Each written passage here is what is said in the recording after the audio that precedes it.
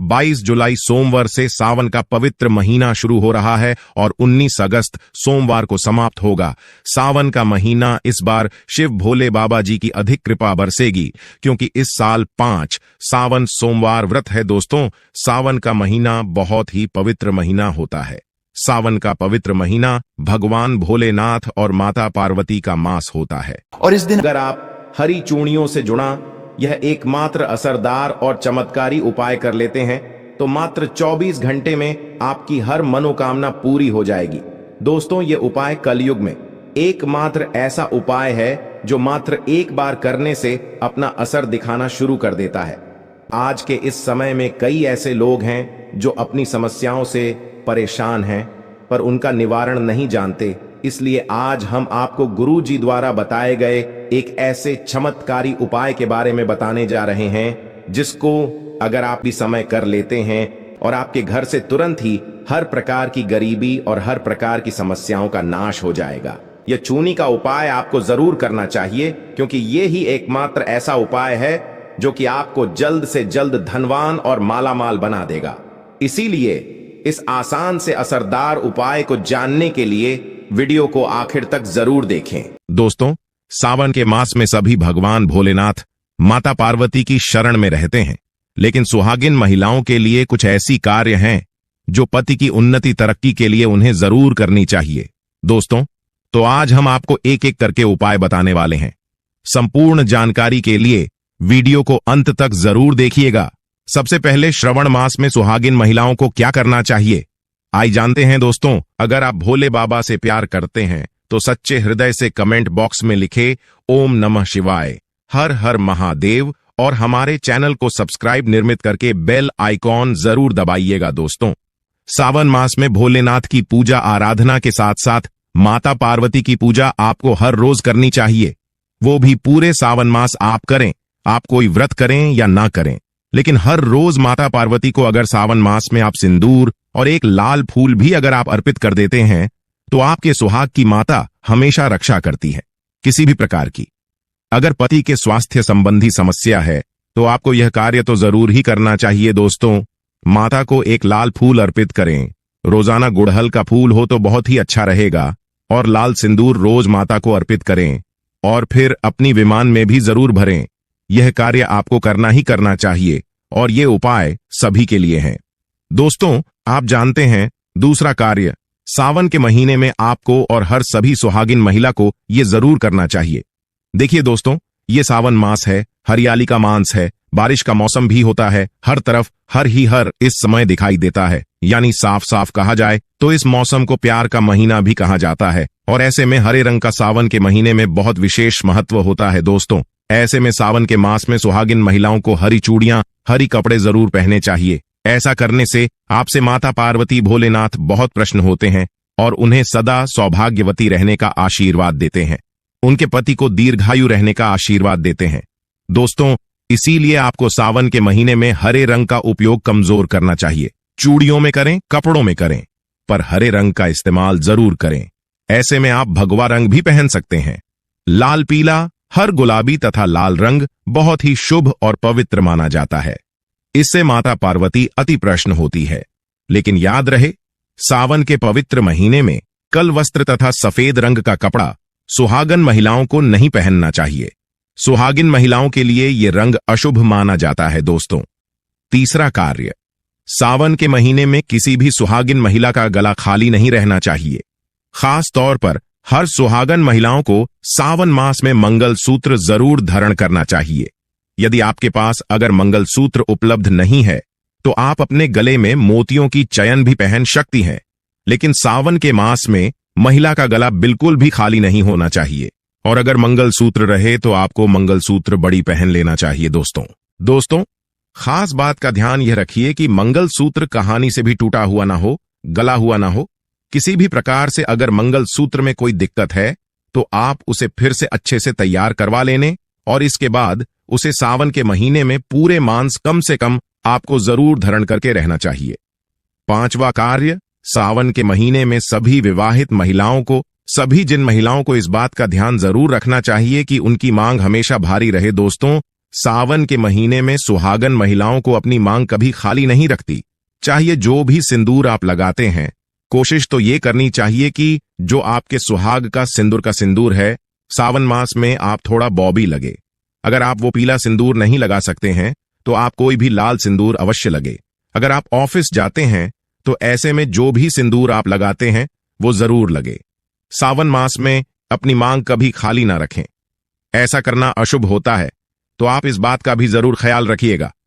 दोस्तों, सावन मास में सिंदूर खरीदना, सिंदूर बांटना भी बहुत ही शुभ कार्य होता है, तो आप ऐसा भी कर सकते हैं।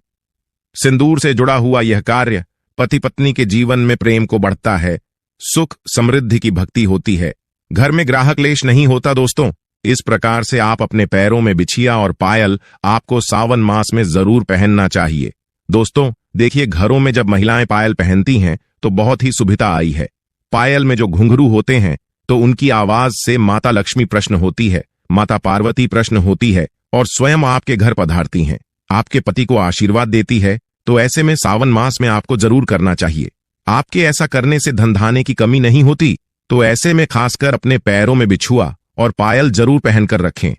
दोस्तों, सत्कार्य सावन के महीने में सुहाग, जैसे कि हमने बताया कि सुहाग की सामग्री को खरीदना बहुत ही शुभ कार्य होता है।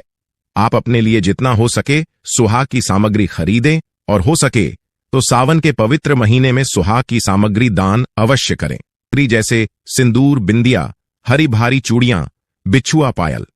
इस प्रकार की चीज आपको ज्यादा से ज्यादा लोगों को दान देनी चाहिए या फिर उपहार में देना चाहिए। लेकिन याद रहे, अपने खुद का मेकअप कभी किसी को दान ना करें और ना ही किसी को देश श्रृंगार आप नया ही खरीदें। और सावन के मास में माता पार्वती की पूजा की आराधना के साथ साथ अगर हम इन कार्यों को करते हैं तो इससे माता हम पर प्रसन्न होती है और हमें मनचाहा आशीर्वाद देती है। दोस्तों, ऐसे में आपको यह सभी कार्य करने हैं जो कि बहुत ही छोटे हैं और बहुत ही सरल और आसानी से आप कर भी सकते हैं। लेकिन ध्यानपूर्वक सावन के महीने में सभी सुहागिन महिलाएं इन कार्यों को जरूर कर लें, नहीं तो सावन का पवित्र महीना अधूरा माना जाएगा, आपका व्रत अधूरा रह जाएगा। और इस दिन अगर आप हरी चूड़ियों से जुड़ा यह एकमात्र असरदार और चमत्कारी उपाय कर लेते हैं तो मात्र 24 घंटे में आपकी हर मनोकामना पूरी हो जाएगी। दोस्तों, यह उपाय कलयुग में एकमात्र ऐसा उपाय है जो मात्र एक बार करने से अपना असर दिखाना शुरू कर देता है। दोस्तों, यदि आप सही मुहूर्त पर सही क्रिया अनुसार यह उपाय कर लेते हैं तो मान के चलिए आपका भाग्य आपका इस तरह से साथ देगा कि जिस कार्य को भी करेंगे उस कार्य में आपको कामयाबी हासिल होगी। आपका कोई भी सपना होगा वो तो पूरा होगा ही होगा। यह चूनी का उपाय आपको जरूर करना चाहिए, क्योंकि ये ही एकमात्र ऐसा उपाय है जो कि आपको जल्द से जल्द धनवान और मालामाल बना देगा। तो यकीन मानिए दोस्तों, सिर्फ एक दिन के ही उपाय से आपको साक्षात माता लक्ष्मी जी का वह वरदान और वह आशीर्वाद मिल सकता है, जिसके बाद न केवल आप धनवान बन जाएंगे बल्कि फिर आपके जीवन में आपको धन संबंधित किसी भी प्रकार की परेशानी का सामना नहीं करना पड़ेगा। किसी भी प्रकार का कोई कष्ट संकट बने बने काम बिगड़ जाते हैं, किसी कार्य में कोई बाधा आ रही है, मतलब तमाम प्रकार की परेशानियों से आपको छुटकारा मिल जाएगा। यूं कहें कि आपके जीवन में आपको अपार धन सुख संपत्ति की प्राप्ति होगी। गरीबी आपके जीवन से तत्काल खत्म हो जाएगी। आपके जीवन में धन संपत्ति का वास होगा, अपार धन संपत्ति की आपको प्राप्ति होगी, आपका जीवन खुशियों से भर जाएगा। दोस्तों, धार्मिक शास्त्र के अनुसार अगर आप इन पेड़ों पर हरी चूड़ियां बांध देते हैं तो आपका दुर्भाग्य सौभाग्य में बदल जाएगा। कैसी भी आपकी गरीबी हो, कैसी भी आपकी परेशानी हो, कष्ट हो, तकलीफ हो, जीवन में जो समस्याएं चली आ रही हैं वह सारी समस्याएं समाप्त हो जाएंगी। अगर आप यह उपाय करते हैं और चूनी अगर इनमें से किसी भी वृक्ष पर बांध देते हैं तो आपकी जन्म जन्मांतर की गरीबी मिट जाएगी और एक ही बार उपाय करने से आपकी हर मनोकामना पूर्ण हो जाएगी। तो दोस्तों, वह वृक्ष कौन से हैं और वह उपाय क्या है, आइए जानते हैं। दोस्तों, प्रथम वृक्ष है शमी का वृक्ष। शमी के वृक्ष के बारे में ध्यान से सुनिए। शमी का वृक्ष माता पार्वती एवं भगवान भोलेनाथ जी का मिश्रित रूप कहा जाता है। दोस्तों, शमी के वृक्ष को उमा महेश्वर भी कहा गया है। शमी के वृक्ष पर माता पार्वती और भगवान भोलेनाथ जी का वास माना जाता है। इस वृक्ष को छूने से सभी दोष कष्ट परेशानियां समाप्त हो जाती हैं दोस्तों। शमी वृक्ष की जड़ पर अगर कच्चा दूध डाला जाए तो भगवान भोलेनाथ शीघ्र प्रसन्न होते हैं एवं माता पार्वती जी का खूब आशीर्वाद प्राप्त होता है दोस्तों। श्रमिक का वृक्ष जिस घर में लगा होता है उस घर में कल्याण हो जाते हैं और सभी प्रकार के भौतिक सुखों की प्राप्ति होती है। शमी वृक्ष पर उमा महेश्वर का ध्यान करते हुए 2 जोनी हरी चूनी जरूर बांधें। ऐसा करने से सभी प्रकार के भौतिक सुखों की प्राप्ति होती है। और अगर आप शमी के पत्ते भगवान भोलेनाथ के पूजन में उन्हें चढ़ाते हैं तो इससे आपके घर में माता लक्ष्मी जी स्वयं वास करने आती हैं और महादेव खुद चलकर आपके घर में वास करते हैं। और आपकी कैसी भी दर्द रहता हो, कैसी भी गरीबी हो, कैसी भी परेशानी हो, सब समाप्त हो जाती है दोस्तों। दूसरा वृक्ष है धतूरे का वृक्ष दोस्तों। धतूरे का वृक्ष भगवान शिव का रूप माना गया है। यह वृक्ष पर स्वयं काल भैरव के अंश से उत्पन्न हुआ है, ऐसा माना जाता है दोस्तों। शिवलिंग पर धतूरे का पत्ता पुष्प चढ़ाने से राहु केतु के दुष्प्रभाव से बचे रहते हैं। धतूरे के वृक्ष पर अगर 2 जोनी हरी चूनी बांधते हैं तो आपको शत्रु से छुटकारा मिलता एवं शत्रु का सर्वनाश होता है। इसलिए दोस्तों धतूरे का वृक्ष आपको अपने आसपास कहीं पर भी मिल जाएगा। तो इस वृक्ष पर आपको 1 जोनी या फिर 2 जोनी हरी चूनियां जरूर बांध कर आनी है दोस्तों। तीसरा वृक्ष है बेलपत्र यानी बेल का वृक्ष दोस्तों। इस वृक्ष पर स्वयं महादेव और माता पार्वती वास करती है। दिन एक थाली में आप हरी चूनी ले लें और जितनी भी श्रृंगार की चीजें हैं ये ले लें। और अगर आप एक लाल फीते या एक हरे फीते के सहारे हरी चूनी को ले जाकर इस वृक्ष पर बांध देती है तो फिर देखिए कैसे चमत्कार होता है। आपकी कैसी भी मनोकामना हो, कैसी भी इच्छा हो, भगवान भोलेनाथ एवं माता पार्वती तुरंत पूरी कर देते हैं दोस्तों। अगर आप इस वृक्ष पर चूड़ियां नहीं बांध सकती तो आप क्या करें कि आपके आसपास कहीं पर भी अगर मदार का वृक्ष मिल जाए तो आप मदार के वृक्ष में भी 1 जोना हरी चूनी जरूर बांधें, क्योंकि इस वृक्ष पर भी स्वयं महादेव वास करते हैं। अगर आपको यह भी नहीं मिलता तो आप केले के वृक्ष में इस बांध सकती है, क्योंकि इसमें मैं भी स्वयं भगवान विष्णु निवास करते हैं और माता लक्ष्मी जी वास करती है। तो आप जरूर जाकर 1 जोना हरी चूनी बांधें और कैसी भी मनोकामना हो, कैसी भी परेशानी हो, वो तुरंत पूरी हो जाएगी दोस्तों। आपको बता दें बरगद के वृक्ष से जुड़ा ये उपाय कर लेते हैं तो आपको विशेष लाभ होगा, क्योंकि आपको बता दें बरगद का जो वृक्ष होता है वो जागृत अवस्था में होता है। इस दिन इस वृक्ष से जुड़े बहुत से उपाय किए जाते हैं। उनमें से एक उपाय यह है कि आप क्या करें, उपायों को करने से पहले स्नान आदि से निवृत्त हो जाएं। इसके बाद आप एक पीला कपड़ा लें। पीले कपड़े में आप 1 रुपये का सिक्का रखें, 2 लौंग रखें और 1 चुटकी हल्दी आपको रख लेनी है इस पीले कपड़े में। इसके बाद आप कपड़ा इतना बड़ा ले कि आप 7 गांठ इसमें मार दें। पीले कपड़े के अंदर आपको 1 रुपये का सिक्का रखना है, 2 लौंग रखनी है, चुटकी भर हल्दी रखनी है, 60 गांठ इसमें लग जाएंगे। इतना बड़ा पीला कपड़ा लेना है आपको। इसके बाद आपको इसे बरगद के वृक्ष के पास ले जाना है और बरगद के वृक्ष के पास ले जाने के बाद बरगद के पास इसको अपने हाथ की मुट्ठी में बंद कर लें और बंद मुट्ठी को स्पर्श करा लें। बरगद के वृक्ष पर पेड़ पर आपको उसे स्पर्श करने के बाद अपनी मनोकामना मांगनी है।